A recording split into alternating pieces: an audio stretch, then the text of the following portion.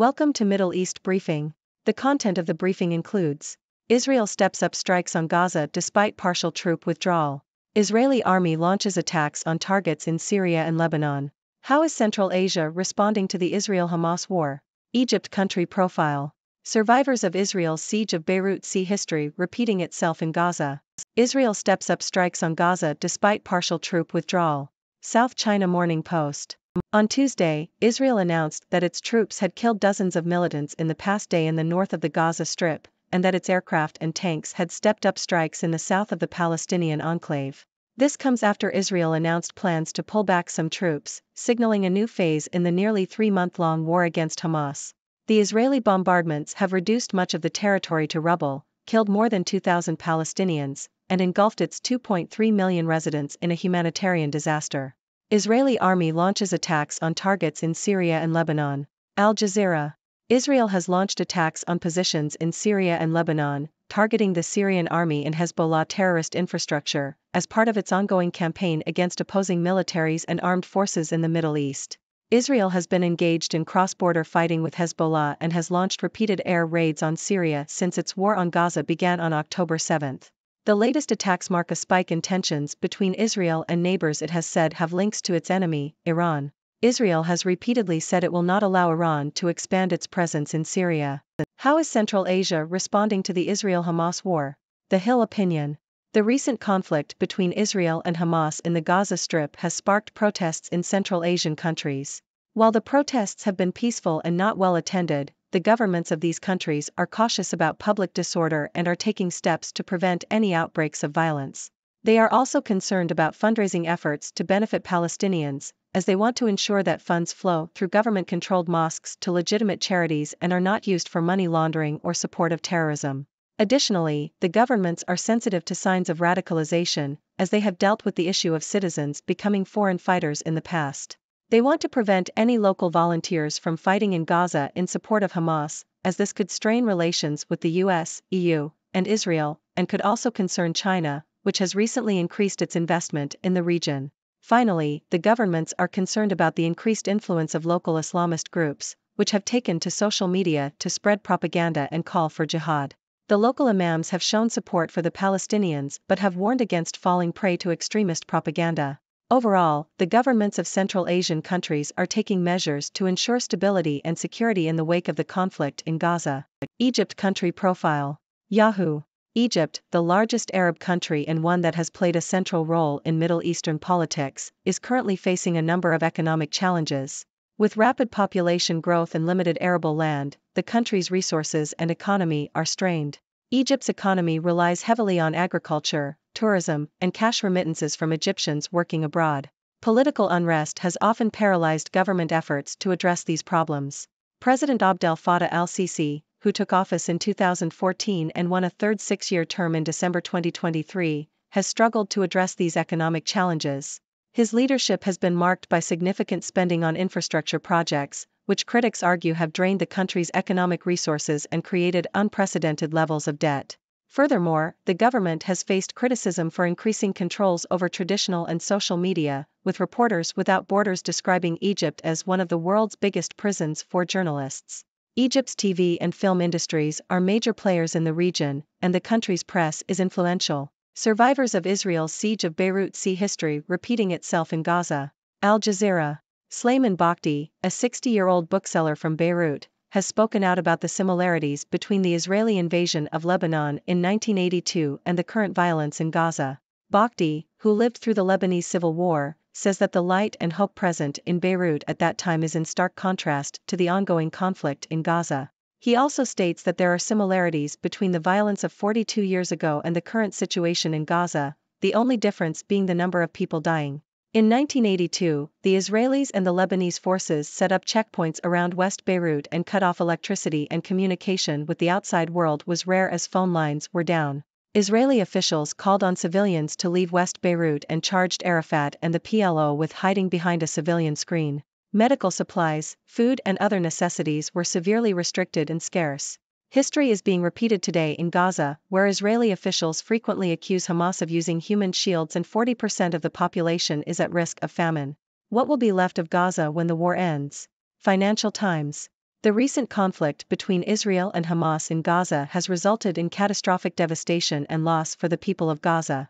The relentless air and land offensive by Israel has caused the deaths of almost 22,000 people, mostly women and children, according to Palestinian officials.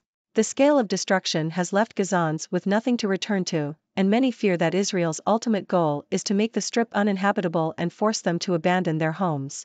There are concerns that Israel wants to push the Gazans south into Egypt, similar to what happened during the 1948 Nakba, or catastrophe, when thousands of Palestinians were displaced.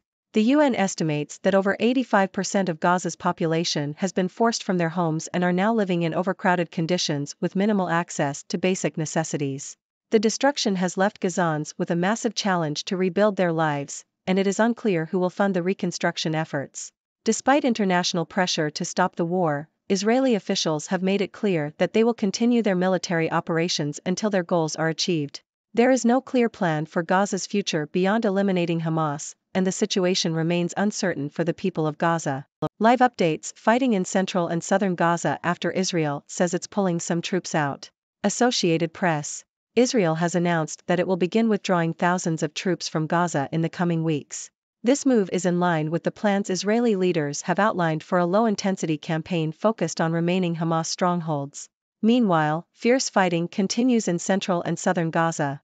Most of the population has fled to the southern portion of the enclave, with over 85% of people driven from their homes. The conflict has so far resulted in the deaths of around 1,200 people, with a further 21,900 Palestinians killed since the start of the war. U.S. sends aircraft carrier back to Virginia from Israel. The Hill opinion. The U.S. is sending the USS Gerald R. Ford aircraft carrier back home after it was deployed near Israel for over 2 months to deter a wider war from breaking out in the region. The USS Eisenhower, another aircraft carrier, will remain in the eastern Mediterranean, along with other destroyer ships and battle cruisers, to continue the mission of deterring Iranian-backed actors from escalating the ongoing Israel-Hamas war. The U.S. presence also includes a Marine Rapid Response Force consisting of 3 ships and over 2,000 troops. The Pentagon has stated that the deterrence efforts have been successful in preventing a wider war. What's really at stake in the U.S. moves to target TikTok? Al Jazeera. The United States is at risk of losing control of the narrative to China via social media app TikTok, say experts. The call to ban the app over national security concerns has been reignited by U.S. lawmakers who claim it is spreading anti-Semitic and pro-Hamas content among young Americans. While countries such as India have already banned the app, TikTok's potential expulsion from the U.S. market raises important questions about how narratives are managed, according to media experts. The app's removal of Osama bin Laden-related content after it was shared by U.S. TikTok users seeking to understand the country's Middle East involvement has prompted concerns about corporate ownership of platforms and their compliance with governments. Critics argue TikTok removed the content to maintain its foothold in the U.S. market. The U.S. government has been accused of exerting control over media platforms and influencing the flow of information across borders.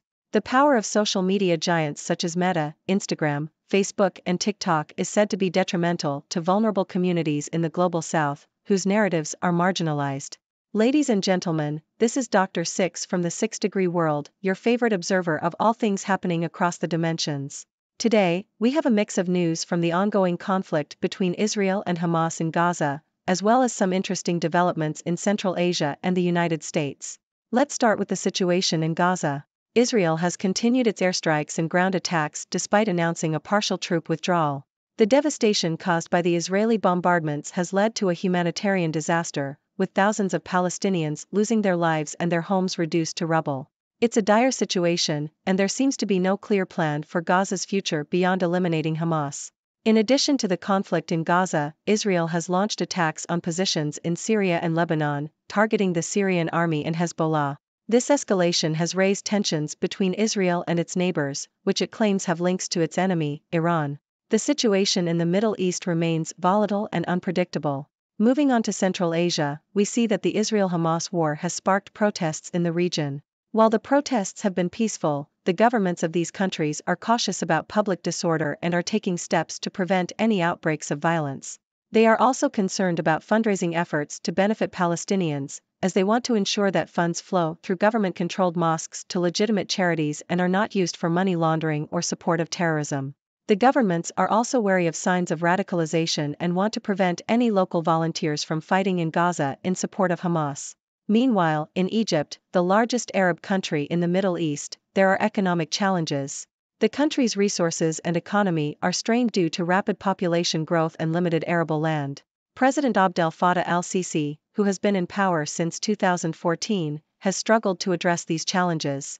His leadership has been marked by significant spending on infrastructure projects, which some criticize for draining the country's economic resources and creating high levels of debt. Egypt is also facing criticism for increasing controls over traditional and social media, with concerns raised about the country's press freedom. Now, let's talk about the United States. The U.S. has sent one aircraft carrier back home from Israel after deploying it to deter a wider war from breaking out in the region. The U.S. presence in the eastern Mediterranean, including another aircraft carrier and other military assets, aims to deter Iranian-backed actors from escalating the Israel-Hamas conflict. So far, the deterrence efforts have been successful in preventing a wider war.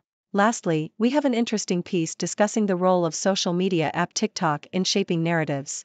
The United States is concerned about losing control of the narrative to China through TikTok, and there are calls to ban the app over national security concerns. Critics argue that TikTok's removal of certain content raises questions about corporate ownership of platforms and their compliance with governments. The power of social media giants is said to be detrimental to vulnerable communities, whose narratives are marginalized. So, my dear viewers, these are the latest updates from across the dimensions. It's a complex world out there, with conflicts, protests, and power struggles. If you have any thoughts or questions, I'd love to hear them. What are your thoughts on the situation in Gaza? The role of social media in shaping narratives? Let's discuss. Thank you for tuning in. The content above showcases the latest briefing reports and analytical synopses, thoughtfully curated by the 6Do team. These insights stem from a wide array of reputable media outlets, think tanks, government sources, and specialized experts worldwide. We encourage you to explore these sources for a comprehensive perspective. Keep in mind that while the content may not always align with the official standpoint of 6Do Brief, it's not meant to be taken as absolute directives for decision-making. Comprising seasoned media professionals, learned scholars, and accomplished scientists, the 6Do team embodies a trailblazing, fully independent media entity.